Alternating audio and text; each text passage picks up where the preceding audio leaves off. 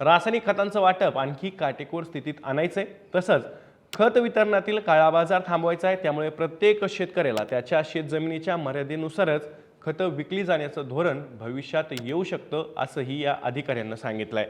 त्यासोबतच या नियोजनाचा पहिला भाग म्हणजे आता सर्व राज्यांना त्यांच्या शेतकरी ओळख क्रमांकांची म्हणजेच FIDच्या नुसार व्यवस्था तातडीनं एकात्मिक खत व्यवस्थापन प्रणाली अर्थात IFMS शी संलग्न करण्याचे आदेश देण्यात आलेत। राज्यात आतापर्यंत 1.25 कोटी फार्मर युनिक ID हे तयार करण्यात आलेले आहेत। त्याची जोडणी IFMS या प्रणालीशी केली जाईल। त्यासाठी सध्या केंद्र आणि राज्याच्या यंत्रणांमधील तज्ज्ञांचा संयुक्त चमू युद्ध पातळीवरती कामाला लागल्याचं बोललं जात आहे।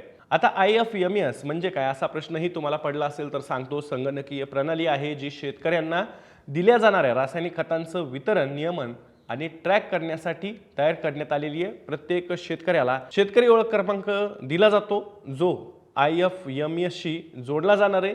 यामुळे खत फक्त त्या शेतकऱ्याच्या जमिनीसाठी मर्यादेनुसारच दिलं जाईल।